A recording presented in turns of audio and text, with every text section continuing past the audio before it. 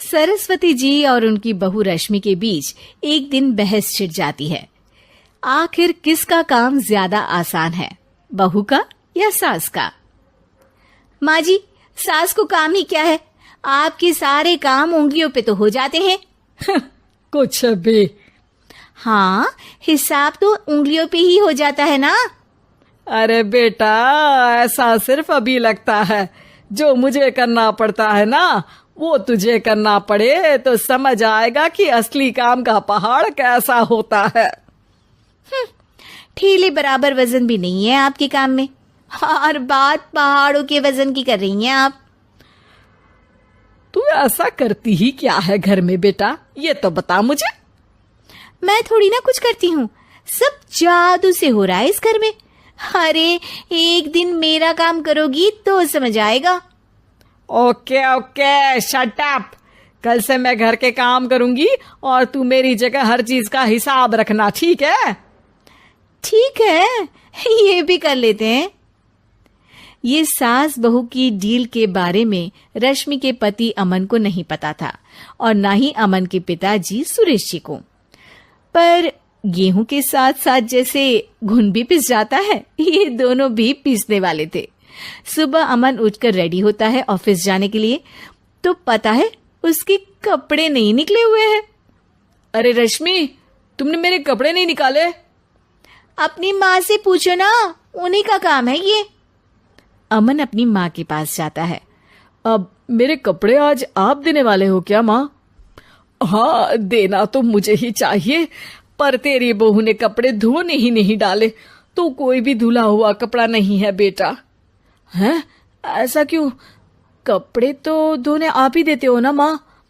अरे बहू ने तुझे बताया नहीं, अब हम अदल बदल गए हैं।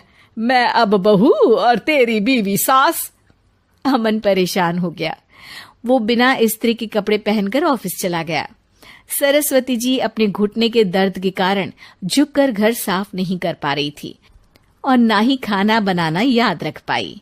उधर रश्मि पहले ही दिन घर की चाबी घुमा चुकी थी और 300 रुपए का हिसाब अलग नहीं मिल रहा था। पर दोनों का ही घमंड कैलाश पर्वत से भी बड़ा था और दोनों ही खेमे एक दूसरे की बात मानने को बिल्कुल तैयार नहीं थे।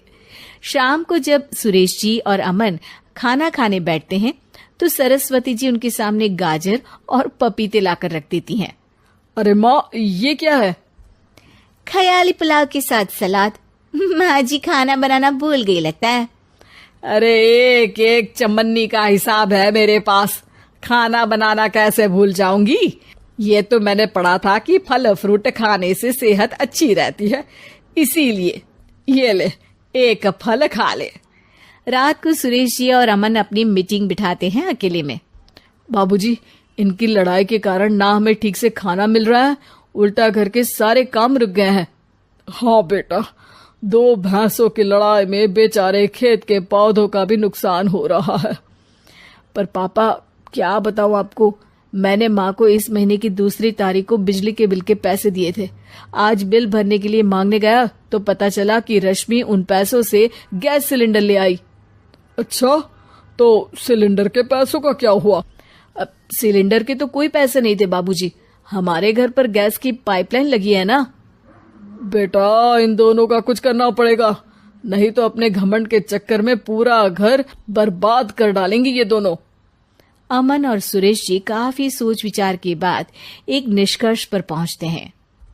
रात ही को दोनों अपनी पत्नियों की अलमारी से नई साड़ी निकालते हैं और सुबह जब रश्मि और सरस्वती जी उठते हैं तो देखते हैं कि दोनों पति साड़ी पहनकर चढ़ाव पर सब्जियां काट रहे हैं। अरे ये सब क्या हो रहा है? क्या हो रहा है मतलब? आप दोनों अदल बदल हो सकते हो तो हम क्यों नहीं? अरे क्या मतलब?